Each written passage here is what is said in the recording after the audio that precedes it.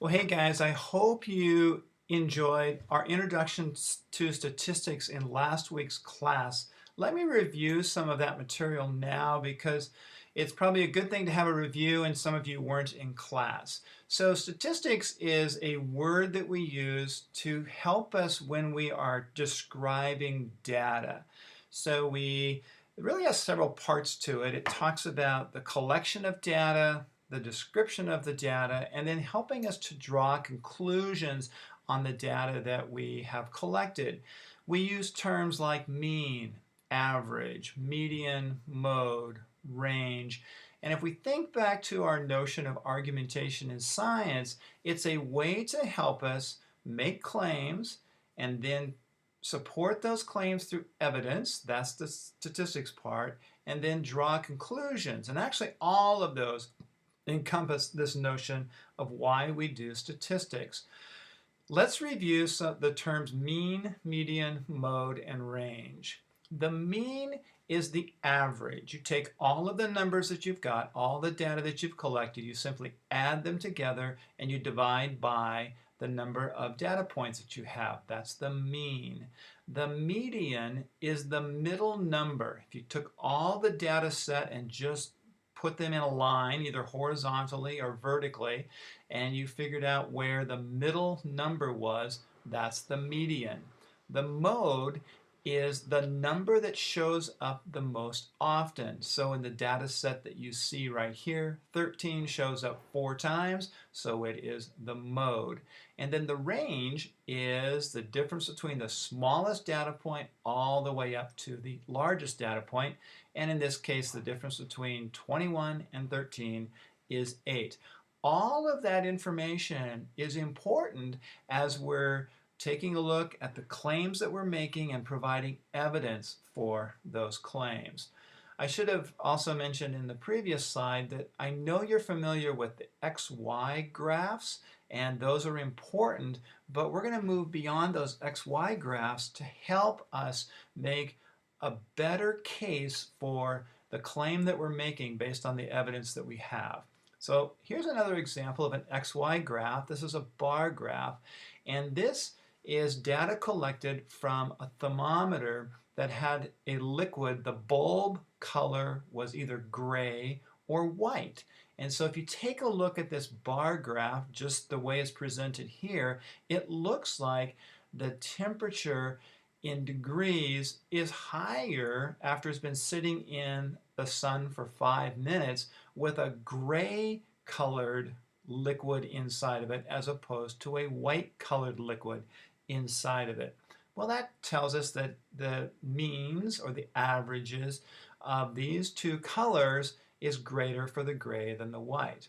But it would be interesting to see what would happen if we looked at the range of each of the data points that was collected. So this slide shows us the range. Each one of those data points is one of the data points that was collected. And you can see the range for the gray is pretty wide, but it's not as wide as it is for the white.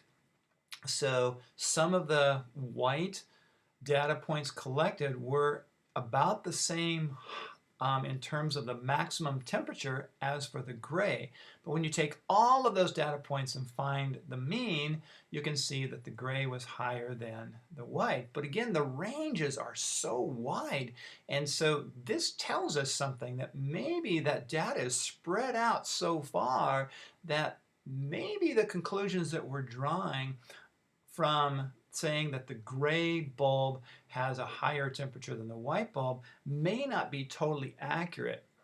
So what about if we compared to this graph where the data points are bunched much tighter? That tells us that our data is probably more reliable. So we can make a stronger claim with a graph like this one where the data points are bunched up much closer together than we can with the data points that are like this. So our claim is stronger with this graph than it was with the other.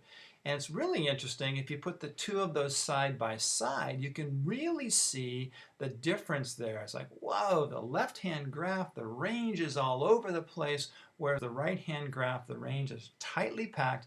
And again, we can make a stronger claim that the gray bulb temperature is higher than the white bulb temperature when we display the data like we did on the right-hand graph on this image. In class, we talked about box and whisker plots. Let me break that down a little bit more for you now. And so we have this notion of a box. That's the gray box in the middle. We still have all of those mean, median, and mode numbers or terms used here. The mean is usually depicted by a plus sign. So in this graphic that you see right here, the mean is more towards the top of the box. The median, which is that number that shows up in the middle, is you can see it's right in the middle there. And then you've got the range, which is the whisker on the bottom all the way to the whisker on the top. That's your range. And sometimes they'll put a small little square box that'll be the outlier at the very, very top. So most of your data shows up in the middle. That constitutes what we call the lowest part is the 25th percentile, and the upper part is the 75th percentile. What I'd like you to do is go back to the Google Docs page that we started to generate in class on Thursday. And so if your data isn't in this data set, please be sure to put it in there. Make sure with the grass height that you convert those to centimeters. And then what I'd like you to do is for each of those tests that we did, the hardness test, both the hard hardness and the softer hardness, the pH, the nitrates, the nitrites, and the grass heights, I'd like you to generate box plots.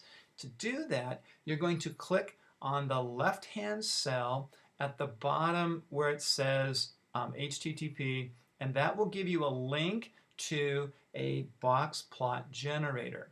So you will highlight across grab all of the grass heights, or you could write them on a piece of paper. It doesn't matter because there aren't that many. And you are going to then take that data and put it in the box plot generator. So again, let's say we wanted to do the grass heights.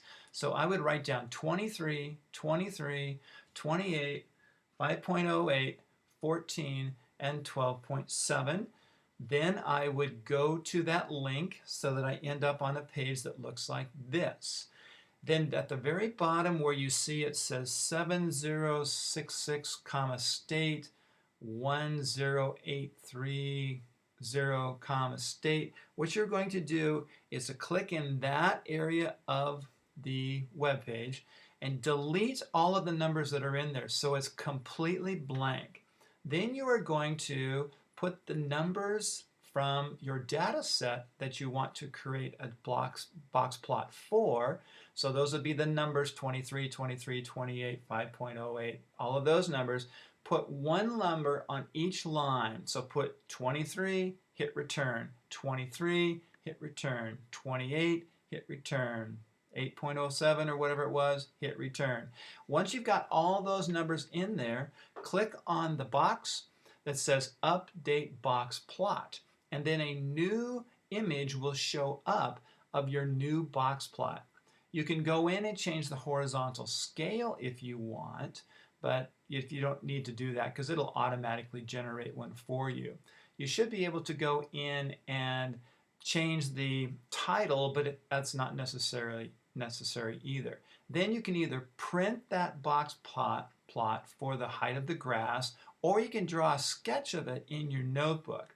So what you're going to do then is for each of these tests that we did, you are going to generate a box plot. Some are going to look pretty interesting, some are going to look sort of strange, and if you get to one where it says I can't generate a box plot, just make a note of that and we'll talk about that in class on Thursday. So the links that you need to the Google Doc that you see in front of you here will be on the web page.